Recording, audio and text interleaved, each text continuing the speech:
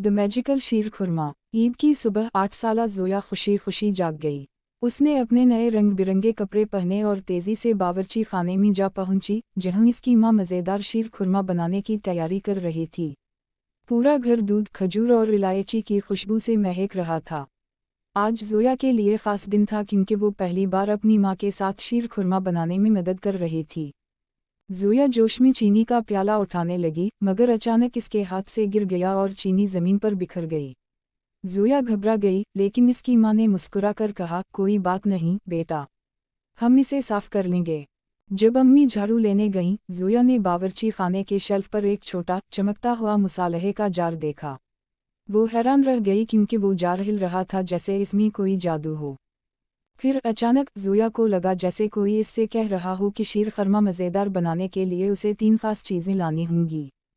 पहला काम था अपने बाग में जाकर सबसे मीठा आम तोड़ना क्योंकि आम साथ मिलकर रहने की मिठास लाता है। ज़ोया ने जल्दी से आम तोड़ा और वापस आ गई।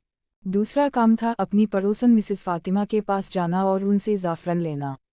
ज़ाफ़रान मोहब्बत और बांटने की खुशबू रखता था। मिसेस फातिमा ने ज़ोया को ज़ाफ़रान देते हुए कहा, ईद का असल मज़ा दूसरों के साथ खुशियाँ बांटने में है। आखिरी ख़ास चीज़ ज़ोया के दिल में छपी थी। इसने सोचा और फिर मुस्कुरा कर बोली, सबसे ज़रूरी चीज़ मोहब्बत है। ज़ोया फ़ौरन बावर्ची खाने में वापस आई और आम, ज़ाफ़रान और अपनी मोहब्बत को शीर खुरमा में शामिल किया। जैसे ही शीर खुरमा पकने लगा, इसकी खुशबू पूरे घर में फैल गई। जब शीर खुरमा तैयार हो गया, ज़ोया और इसकी मां ने उसे सब घर वालों और पड़ोसियों में बांटा। सबने खुश होकर खाया, हंसे और ईद की खुशियों में शरीक हुए। रात को ज़ोया जब बिस्तर पर लेटी तो उसके दिल में खुशी और मोहब्बत की एक मीठी याद थी।